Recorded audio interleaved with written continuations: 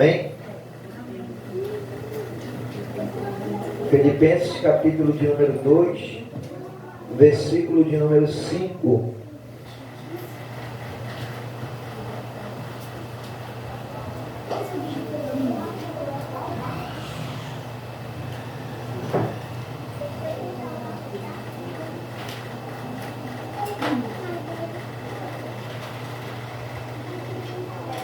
Glória a Deus.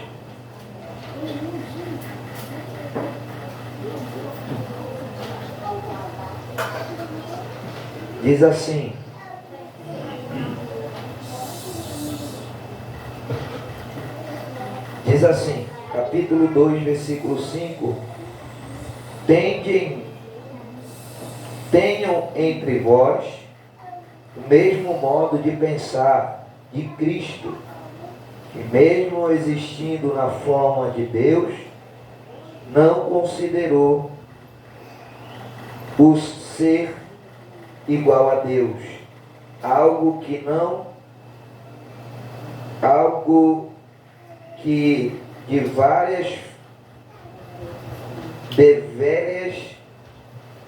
ser retido a qualquer custo. Amém? Eu vou reler, tá bom? Mas que essa tradução aqui mais atualizada. Tenha em vós o mesmo sentimento, o mesmo modo de pensar de Cristo Jesus, que mesmo existindo na forma de Deus, não considerou ou não julgou como usurpação ser igual a Deus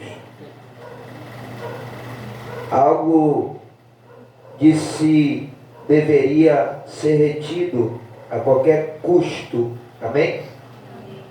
Glória a Deus. A palavra de Deus aqui na carta aos Filipenses, Paulo vai trazer para que os filipenses tivessem o mesmo sentimento que Cristo também tinha, ou seja, a mesma ação, o mesmo modo de pensar, o mesmo modo de agir que Cristo Jesus tinha. Percebe que Paulo, ele vai escrever colocando Cristo como à frente de Jesus. Ele não apresenta Jesus, mas ele apresenta o Cristo, que é aquele que venceu a morte. Cristo é um título que é chamado ungido de Deus, que é chamado um título só dado a Ele, e ninguém mais pode ter esse título. Quando o ser humano, todos nós que estamos aqui, o ser humano ele foi criado com uma imagem e semelhança. E essa imagem é uma imagem de Deus. Quando Deus fala lá em Gênesis, capítulo 1, versículo 27, pode abrir para mim? Quem achar primeiro pode ler. Gênesis capítulo 1, versículo 27.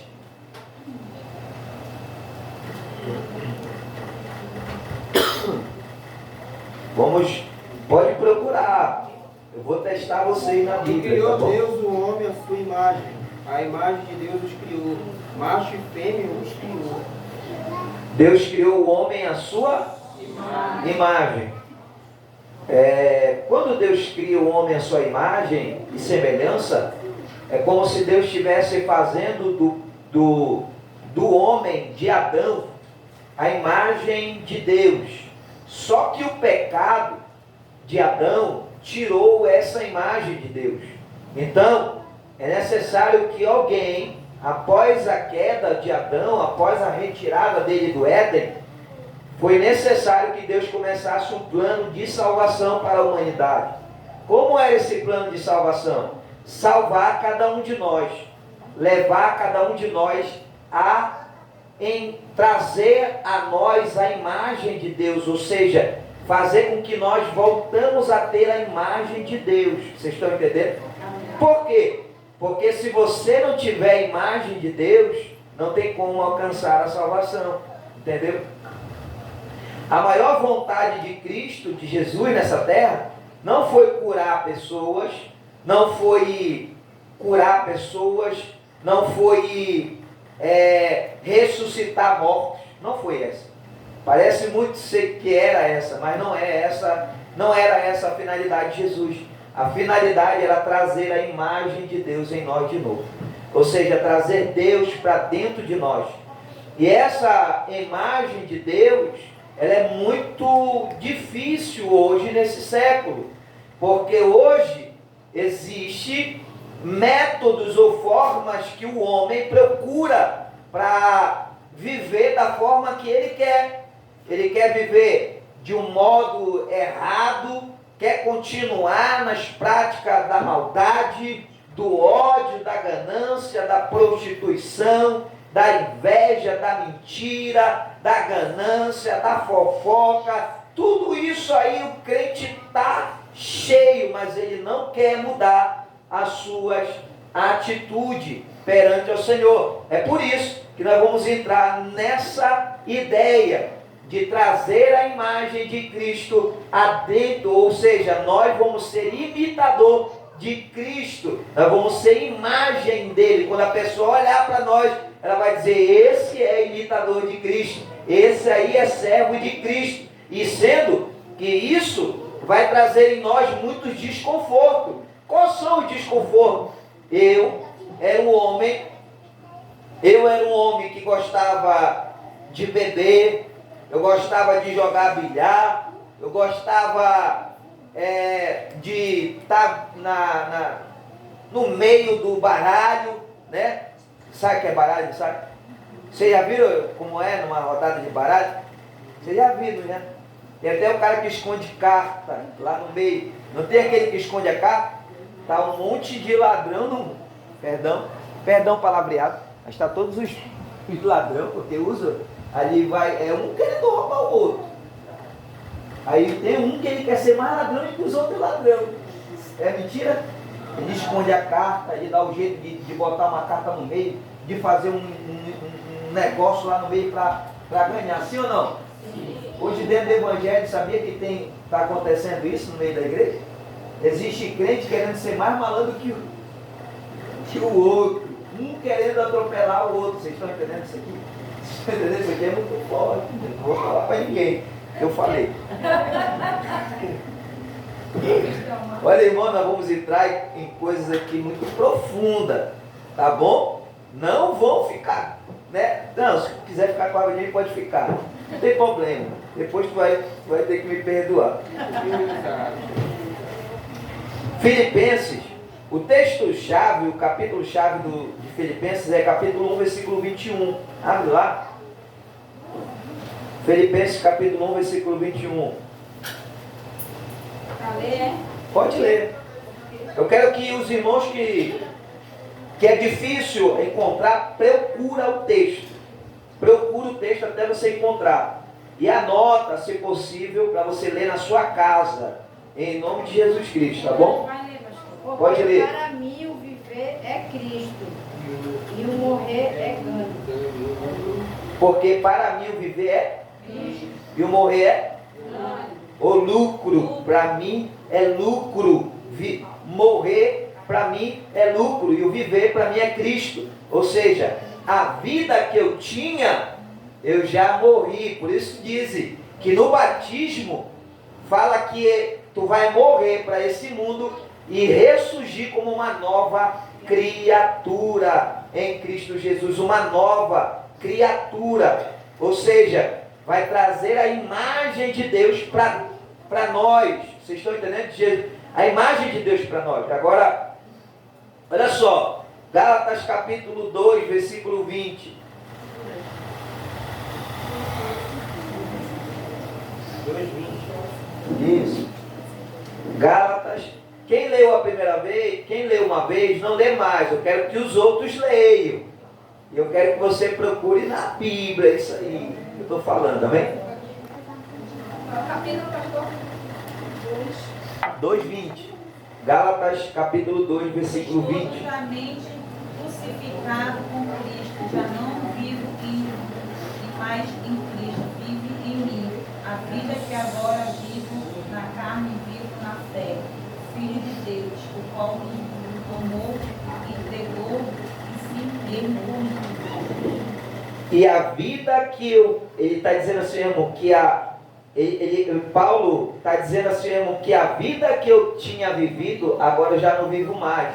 Porque agora Cristo vive em mim. Ou seja, se Cristo vive dentro de mim, eu não sou. Ou seja, isso aqui é justificação por intermédio de Jesus Cristo. Jesus Cristo vai tornar o crente justo. Olha só. Se eu sou justo, eu não vou falar para o Sidney, carrega esse altar aqui, bota lá no canto, bota esse altar, esse púlpito aqui de vidro, carrega e coloca lá no canto. Se eu sou justo, o que eu vou fazer? Qual seria o certo? Eu vou fazer o Sidney carregar sozinho um negócio desse de vidro? Eu sou justo, eu tenho que carregar junto com... Caiu uma carteira de alguém, eu achei que tinha R$1.000 dentro dela. O que eu vou fazer com essa carteira? Devolver. Hã? Devolver. Eu vou ficar? Não. Eu tô sendo justo se eu ficar? Não. Ah, mas Deus me abençoou. Foi Deus que trouxe. Estava precisando, não tinha nada lá em casa. Não tinha meu almoço, acabou o gás. Espera aí, nós vamos entrar em algo muito profundo. Acabou meu gás, estou desempregado, não tenho dinheiro para nada, achei uma carteira de R$1.000. Fala sério. Não vem aquela dúvida? Hã? Sempre o inimigo vai botar a dúvida. Né? Não vem aquela dúvida? Fica com ela. Thaís, pega ela que é tua já, foi Deus que abriu a porta. E sabia que tem muito crente que fala que foi Deus que trouxe a carteira? Hã? E agora? Hein?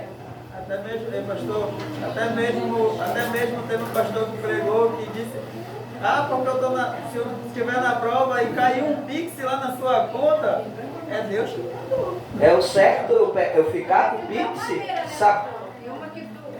Se eu não souber como devolver, eu posso ficar, sim ou não? Mas eu tentei ser justo com a pessoa que cometeu erro, sim ou não? Assim, o ato de eu ver caído e não devolver, claro que é desonestidade, né? Sim. Mas no caso, se eu achar e não saber de quem é. Aí tem que observar ali para ver quem é, se o dono está por lá. Porque geralmente quem perde uma carteira, o que ela vai fazer? O que ela vai fazer? Vai procurar. Então é muito fácil encontrar quem perdeu a carteira. Pastor, uma vez eu fui na farmácia e eu achei um dinheiro na frente da farmácia. Então eu achei aquele dinheiro e comecei a falar que eu tinha achado. Aí eu estava conversando com meu sobrinho. Aí meu sobrinho o meu amigo, ele ia pagar o campeonato dele. Ele também foi por rumo da farmácia e perdeu. Eu disse, então o dinheiro era do teu amigo. Aí eu fui lá, nem vi o rapaz, entreguei na mão do professor dele. Era o dinheiro do campeonato dele. Então é isso mesmo, a gente tem que procurar saber. Tem a internet agora aí pra gente botar, olha, achei um documento, achei um dinheiro, achei um... Dá pra fazer alguma coisa, né? Sim. Vamos achar. Por quê, irmãos? Olha só, existe uma grande confusão hoje dos crentes. Que o crente, ele acha que é Deus que está abençoando de uma forma errada. E Deus não usa método errado para abençoar alguém. Vocês estão entendendo isso daqui? É a mesma coisa que vários pregadores eu já vi falar. Que se levantou não sei quem contra mim, caiu no leito. Ou foi para o mundo. Várias vezes ela está usando o nome de Deus para querer mostrar que ela venceu alguém. Que alguém está no leito, está morrendo porque a mão de Deus foi sobre a vida da pessoa. Vocês estão entendendo? Isso aqui é muito grave, porque é um pecado gravíssimo com o nome do Eterno. E ninguém pode brincar com o nome do Eterno. E usar o nome de Deus em vão, é isso que é usar o nome de Deus em vão. É pegar o nome de Deus e dizer assim, não, Deus amaldiçoou ele porque ele falou mal de mim. E ele está pagando o preço porque ele falou mal de mim, da liderança dele. Você está entendendo? E o inimigo, ele coloca na nossa mente, às vezes a gente vai achar que é Deus, sabia disso? A gente vai achar, é Deus, porque se levantou contra a minha vida. Tem que pagar o preço. É mentira? Isso aqui que eu estou falando? Isso já aconteceu comigo, não estou falando de algo que alguém falou, não, já aconteceu comigo. de eu achar que era Deus que estava pesando a mão na vida de alguém por causa que ela estava pagando o preço por causa de desobediência, por causa de algo, de algo dessa forma aí. Amém? Tem alguma pergunta? Não? Ainda não? Pode falar. Tem uma com relação a isso aí. Muita gente falava sobre o dízimo, que é de Deus, né? E se a pessoa não tiver o que comer e usar o dízimo para comprar comida. Não, se ela, é porque assim, tem gente que interpreta errado. Essa questão de primícia, de dízimo, ela não está. A pessoa acha lá que está escrito, né? Que ela vai ser. Se tu não trouxer, tu está roubando ao Senhor. E se tu está roubando ao Senhor, tu será praticamente amaldiçoado. Deus pergunta lá para. No que nós roubamos? No dízimo e na oferta. Mas aquele que trazer será abençoado. Existe uma grande falha de pessoas, de líderes também mal intencionados, obrigar pessoas a trazer o dízimo, sendo que ela não tem condições, às vezes, de trazer o dízimo. Porque o dízimo, ele não é uma obrigação a ponto de tu deixar de comer para te trazer o dízimo. Ah, eu não tenho como pagar o dízimo ou devolver o dízimo. Até porque o dízimo é algo de coração. Porque se tu der porque tu está sendo obrigado, Deus não recebe. Deus nem quer. Nem quer. Está entendendo? Mas existem líderes que traz esse medo, ou aponta essas coisas aí para que tu vai ser amaldiçoado se tu não ofertar ou se tu não dizimar. Mas Deus não estava falando isso. Deus estava falando para os sacerdotes que estavam oferecendo animais cegos lá, né, sacrifício de bicho, de animais doentes, sacrificando no altar, e Deus não queria aquilo ali, né? Aí quando ele faz uma promessa, ele fala assim: eu abrirei as janelas do céu, eu derramarei sobre todas as coisas, eu derramarei sobre vocês as bênçãos. Só que nos livros do Novo Testamento também vai falar sobre dízimo, e o dízimo não é essa coisa de, tu tem que dar, né? Se tu não quer dar, irmão, não dá, porque pior é aquele que faz promessa que ele nunca vai querer cumprir, ele está fazendo de má vontade, com raiva, porque alguém está ameaçando ele. Vocês estão entendendo? Amém, Edson? Então não tem nada a ver isso daí com aquilo que tem que tomar muito cuidado com isso. Amém? Eu estou falando isso daqui vocês não vão ouvir por aí, né? Se for entrar nessa coisa aí, pastor, vão querer falar para vocês que se tu não for dizimista, tu não vai para o céu. Tu está roubando ao Senhor, está roubando a igreja, está roubando a casa do tesouro. E isso tudo eu aprendi. Eu aprendi assim, desde pequeno. Mas eu não posso ensinar para vocês a mentira. Vocês estão entendendo? Não posso ensinar, vai desconcertar algo que já está aqui. Mas eu não estou dizendo que o dízimo não é de Deus. O dízimo é de Deus.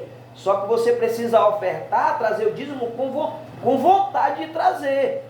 Tem gente que tem prazer. Tem um irmão lá na igreja, tá aí a Brena aqui sabe quem é. Uma vez ele comprou uma moto novinha ele comprou, mas ele é dizimista, irmão. Ele aparece com todas as moedas. Um dia desse ele trouxe as moedas, chegava ele pesada. Eu vi que não era forçado porque alguém estava obrigando aquele jovem, era porque ele queria agradar a Deus com o seu dízimo e as ofertas.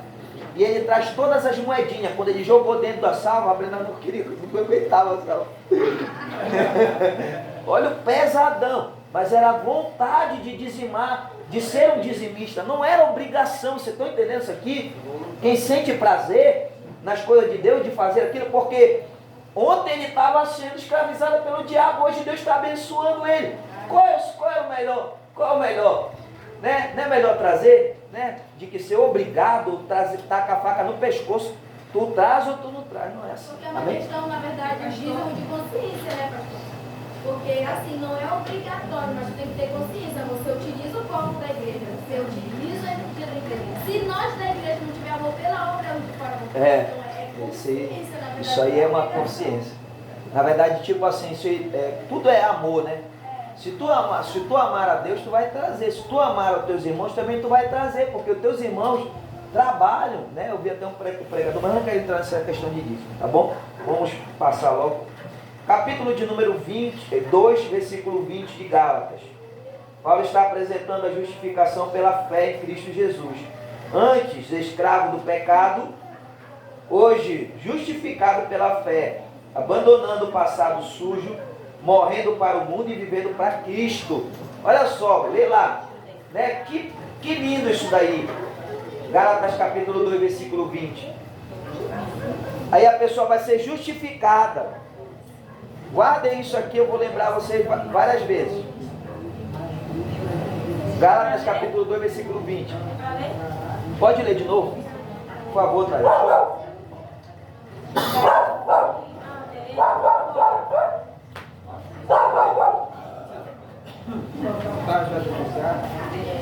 Gálatas capítulo 2, versículo 20. Já estou crucificado com Cristo, e vivo não mais eu, mas Cristo vive em mim.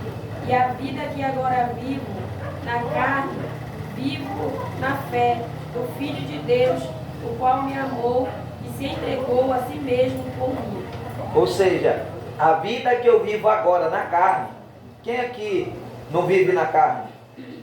Quem aqui não vive na carne? Todo mundo aqui vive só no Espírito? Todos nós vivemos na carne. É por isso que ele está dizendo que a vida que eu vivo hoje na carne, porque é necessário viver, ninguém vai comer se não trabalhar, né? Como diz o Hélio, eu nasci bonito, não rico, né?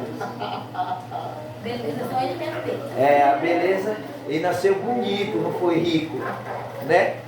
Então, se você não trabalhar, você não vai conseguir, você não vai. Posso falar algo aqui? Não vão, né? Não vão se escandalizar com o que eu vou falar. Existem alguns cristãos, algumas pessoas que se convertem ao cristianismo, e elas vêm já com a intenção de que eu não vou trabalhar porque Deus tem uma chamada na minha vida, eu não vou isso, aquilo outro, e aí eu vou depender de alguém. Alguém vai ter que me dar uma cesta básica, porque o pastor tem que ter, é obrigado o pastor ajudar ali as viúvas, as órfãs e o carente, né? E aí nesse negócio surgem pessoas mal intencionadas querendo viver sem fazer nada, sem trabalhar, sem procurar um emprego, sem fazer nada, esperando que caia do céu. Irmão, infelizmente, certo é a palavra, pode doer, mas do céu cai chuva. Deus não vai descer do céu para fazer aquilo que você tem que fazer pela tua vida. Tu acha que Deus vai abrir o céu se tu não vier buscar a Ele? Se tu não for buscar a Ele pela madrugada, se tu não orar, tu acha que tu vai ser usado? Não vai ser, irmão. Tu acha que tu vai ter algo de Deus se tu não buscar o Senhor pela manhã, pela madrugada, se tu não for orar? Não, irmão. Tem que vencer o sono, tem que vencer a preguiça, tem que vencer, porque às vezes a preguiça está vencendo, irmão. É sério. Às vezes eu estou com preguiça, né? Eu posso ser bonito assim, mas eu tenho preguiça. Tem uma cadeira aqui, Solange, sente que a senhora é jovem. Dê essa cadeira para ela lá, por favor. Olha aí. Hoje, melhor que ninguém me vê, né? Mas tá bom. Tem mais uma cadeira aqui, Alessandra, senta. Amém? Existe o processo de justificação. Agora, Paulo está dizendo que eu serei justo, serei justo, né? Mediante a fé em Cristo Jesus. Amém? Eu vou abandonar o meu passado sujo para viver uma nova história com Cristo Jesus, né? Olha, tem pessoas aqui que já vendeu droga, sim ou não? Tem pessoas aqui que já vendeu droga, tem pessoas aqui que já cheirou pó, tem pessoas aqui que já fumou maconha, tem pessoas aqui que já se prostituiu, tem pessoas aqui que já mentiu, tem pessoas aqui que já fez assalto, já roubou, já traiu, já enganou. Tudo quanto é mentira, coisa ruim, todos nós já fizemos aqui, sim ou não? Sim. Sim ou não? Ou tem alguém aqui que nunca, né? Só tem um santo aqui, né? Todo mundo aqui. Então, o que é isso aqui? Jesus vai tirar a gente desse mundo, esse lamaçal de pecado, vai nos dar um banho de sangue, nos lavar e nos tornar justo e justificado para viver perante a sua presença que é eterna. Amém? Ô glória, ainda bem que vocês estão entendendo. É só aluno do Queiroz, é para capetear. 1 Coríntios capítulo 6, versículo 12.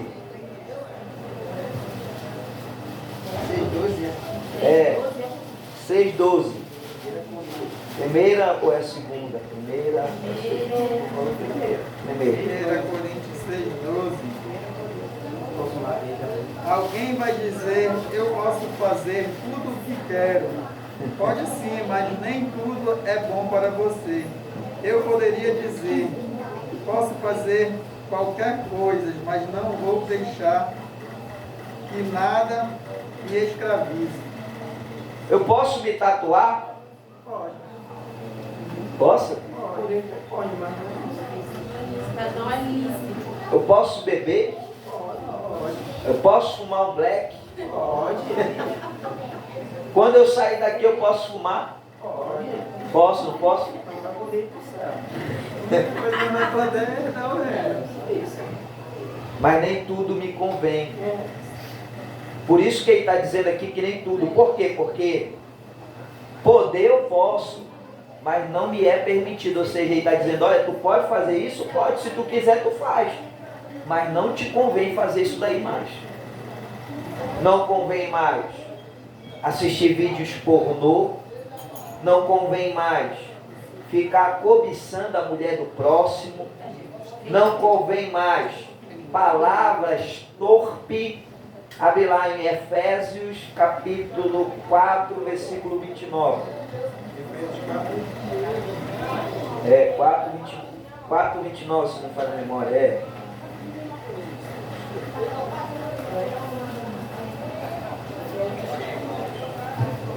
Não sai de vossa boca nenhuma palavra torpe, mas só a que for boa para promover a edificação, para que dê graça aos que a ouvem.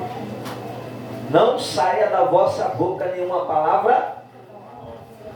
Tá eu, o Sidney, o Alex, o Edson e o Hélito e o João e o Maciel. Só homem. A gente está aqui e a gente está falando da irmã. Olha a irmã. Meu Deus. Sangue de Cristo é da irmã. Olha o corpo dela. Tu viu a saia que ela estava? Será que eu estou em Cristo mesmo? Será que eu tenho imagem de Cristo na minha vida? Irmão, entenda isso aqui. Entenda isso aqui porque é uma grande verdade. Às vezes, no meio de pessoas reunidas, acaba saindo conversas que não é para estar saindo. Vocês estão entendendo isso aqui? Não é para estar falando intimidade com ninguém. Não é para estar falando coisa de alguma mulher. Ah, olha, eu peguei tal menina ali. Tal. Não é para ser falado isso daqui. Não é para ser falado porque é intimidade. E essa intimidade, isso daqui perante o Espírito Santo, isso aí entristece o Espírito de Deus. Vocês estão entendendo isso aqui? Entristece. Assim como essa torpe é coisa suja, é coisa imunda que sai pelos nossos lábios. Eu estava conversando com um amigo, ele estava falando que dentro de um lugar estava um rapaz lá. Ele é pregador. Só que ele chegava com os pastores, ele tinha mania de chegar com os pastores e dizer assim, irmão, e aí tem umas meninas novinhas assim, igual a Lana lá, nova, jovem, igual a Lana, igual a Isabela, tá entendendo? O cara com uma idade avançada, mas a mente dele é pecaminosa. O que ele queria? Ele queria seduzir jovens que, de certa forma, ainda não conhecem a vida. E aí ele vinha com palavras sedutórias e trazia uma jovem dessa a cair na lábia de um cara desse com um pensamento maldoso. Vocês estão entendendo isso aqui que eu estou falando? Isso é muito sério, porque hoje em dia está cheio de crente assim no meio da congregação, que fala coisa que não é para ser falado, que senta para conversar algo que não é para ser conversado. Vocês estão entendendo? Até porque, irmão, se eu for falar algo que da minha intimidade com a minha mulher, com a Alex, não é legal. Eu estou denegrindo a imagem da minha esposa. Eu estou denegrindo algo que é particular meu e dela. Não é para ser falado com ninguém. Nem com o teu pastor é para falar. Isso aqui eu estou falando porque muito pastor diz assim, eu tenho que conversar com o teu pastor. Tem coisas que não é para ser falado com o pastor. Você mesmo tem que resolver. Entendeu? Amém? Amém. Vocês estão entendendo aí ou não? Amém. Por isso o Paulo está falando, o que é essas torpes aí? Palavrão, palavras nojentas, se reúne para cá. Os Éfesos, existia lá muito ocultismo, espíritos malignos trabalhavam ali no oculto, existia muita feitiçaria. Por causa disso, Paulo vai, olha, dá-lhe uma pancada neles lá, para com isso daí. Vocês têm que ter uma unidade, viver em Cristo, ser um só batismo, um só Espírito, que vocês vivam mediante o caráter de Cristo e na retidão. Amém? Amém.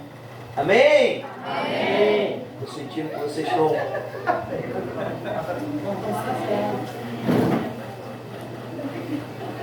Tá dando para entender, tá? Tá difícil? Glória. Meu Deus do céu.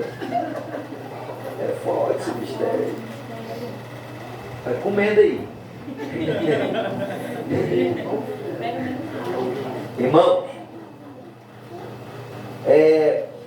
a questão da santidade Apocalipse capítulo 22, 11, se eu não me falha a memória, abre lá, Apocalipse capítulo 22, 11. Acho que é 22, 11.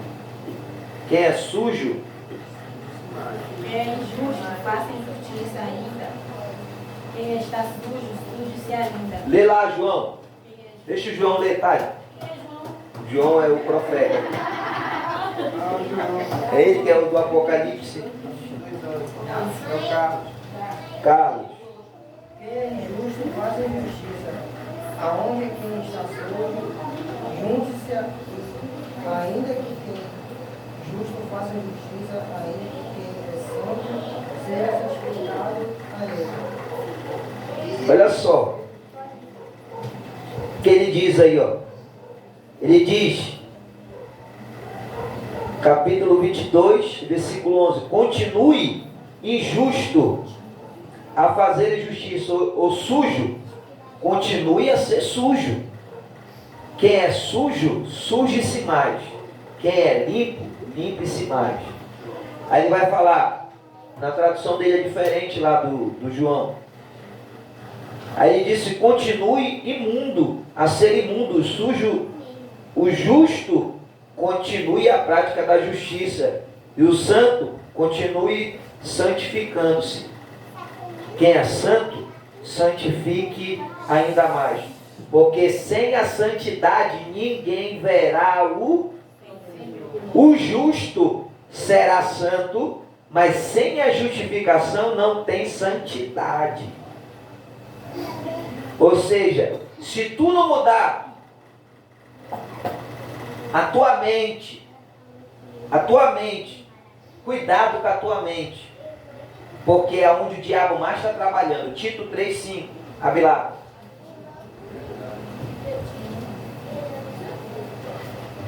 Para ver se vocês estão bons de Bíblia. É só o celular. Tito 3,5. Não pelas obras. Não, é para ler quem ainda não leu, né? É. Não, pegar tivéssemos feito, mas segundo a sua misericórdia, nos salvou pela lavagem da regeneração e da renovação do Espírito Santo. Regeneração. Não pelas obras, mas pela regeneração, ou seja, chamado pela teologia de metanoia, ou uma ação imediata. Tu aceitou Jesus, a tua mente já não vai ser mais a mesma. Quem é de Cristo, aceitou Jesus, o que ele quer? Eu quero trocar minha roupa, meu guarda-roupa não é mais o... Eu não quero mais vestir aquele shortinho, sabe? Aquele shortinho que a mulher veste, que gosta de mostrar a bochecha do bumbum. Já não veste mais. Eu já não vou mais pensar nas bebidas, nos meus amigos, nas drogas. Eu não vou pensar mais. Eu não vou pensar mais em negócio de jogo. Eu não vou pensar mais em jogo de baralho, bilhar, essas coisas tudinho. Eu já não vou pensar mais. O que eu vou pensar agora? Eu vou ter uma nova vida em Cristo Jesus. Mudar é uma ação imediata e uma ação poderosa que só o Espírito Santo traz na vida da pessoa. Quando ela não, por exemplo, a pessoa que não sabe ler, quando ela converte-se a Cristo, quando me converti a Cristo sem saber ler, o que é o que eu quis? Aprender a ler. Para quê? Para me ler a palavra de Deus. Quer dizer que a minha mente, eu nunca era de ler, não gostava de ler, mas a minha mente mudou para querer conhecer mais ao Senhor Jesus, para querer entender mais a sua palavra. Por quê, irmão? Se você não lê a palavra, você vai ficar fraco. Por isso o Paulo fala que coloque o capacete, né? Quando ele fala sobre a armadura, ele fala, coloque a couraça da justiça, o capacete para brindar dos dados inflamáveis, para brindar a tua mente dos dados inflamáveis. O que é que vai brindar a tua mente dos dados inflamáveis? É a palavra de Deus. Porque ela é uma espada que penetra o mais profundo da alma. Ela é uma espada que penetra, só ela pode mudar. Por exemplo, o ser humano, ele é horrível.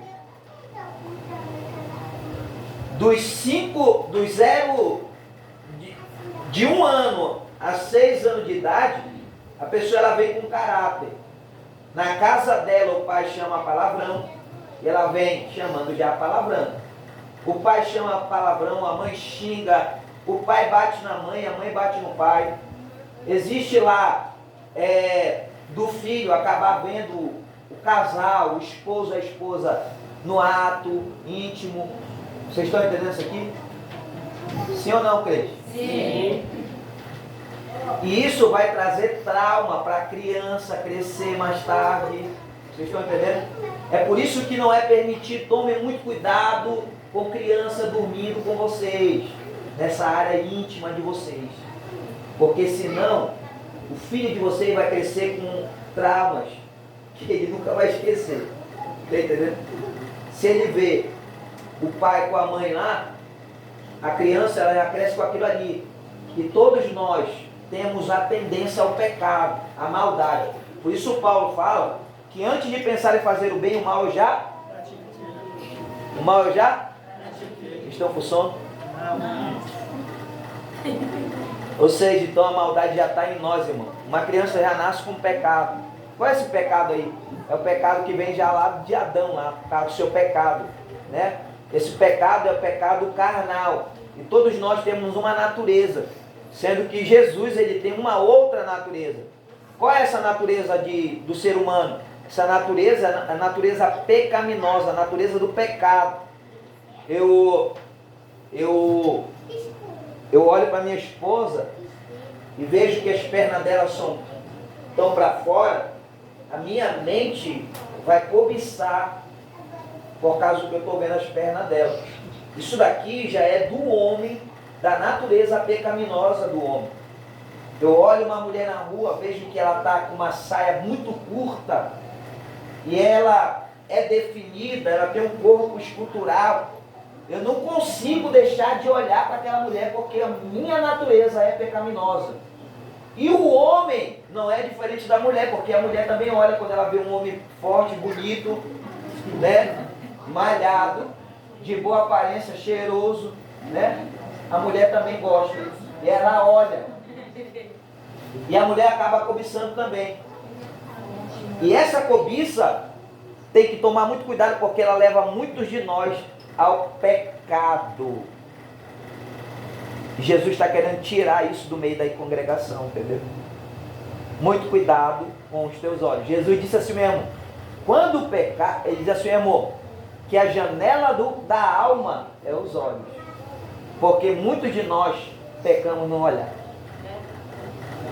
Nós pecamos no olhar, nós pecamos no pensar, nós pecamos no agir.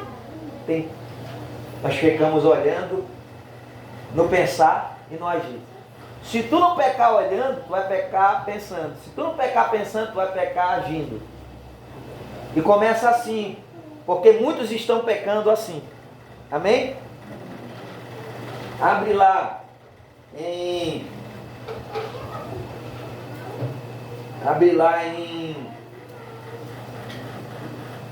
Oh, Jesus. 1 Coríntios, capítulo 11.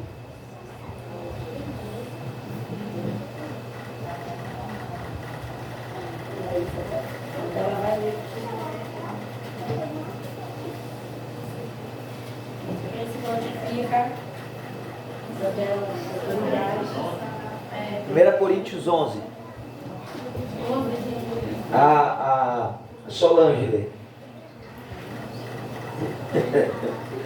Tu ainda treme ainda. Olha, só comigo tu já tem acho que uns 4 anos já. Eu já estou ficando velho aqui. Quando tu me conheceu eu era um jovem, bonito. E a senhora tinha medo. Até hoje ela é nervosa.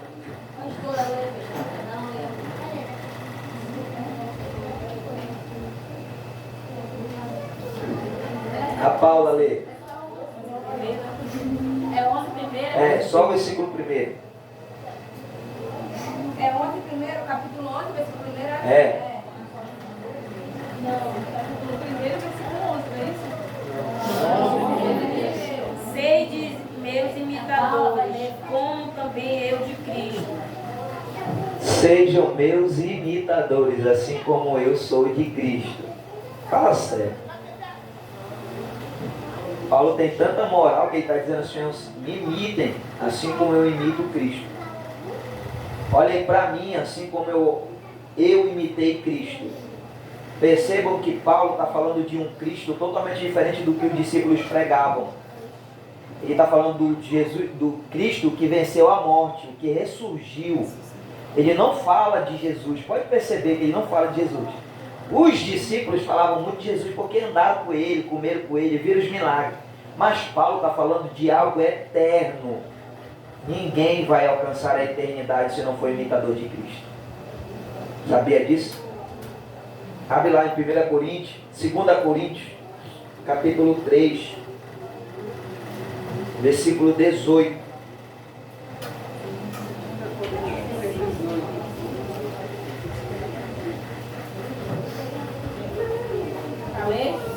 Pode ler.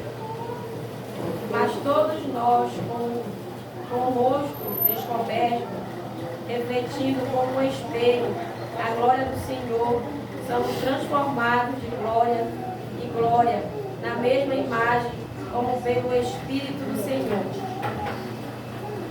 Agora lê lá de novo Gênesis 1:15, né? A gente leu até agora?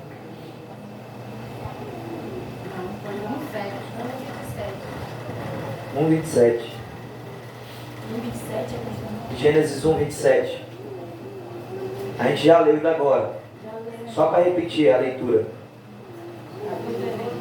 Assim Deus criou os seres humanos. Ele criou parecido com Deus. Ele criou o homem e a mulher, os abençoou.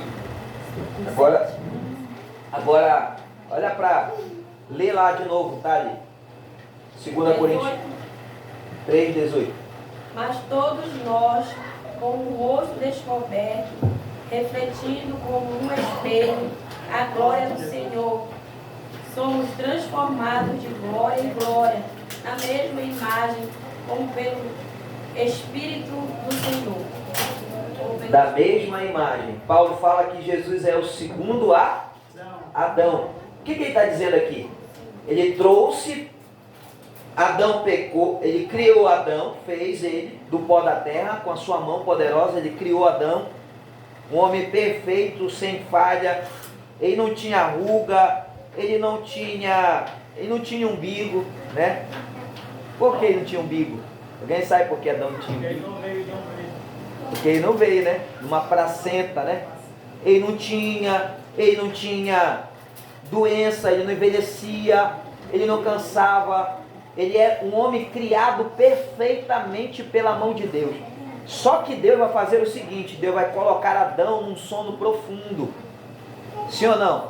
Sim. Jesus não entrou no sono profundo? Sim. Sono da morte.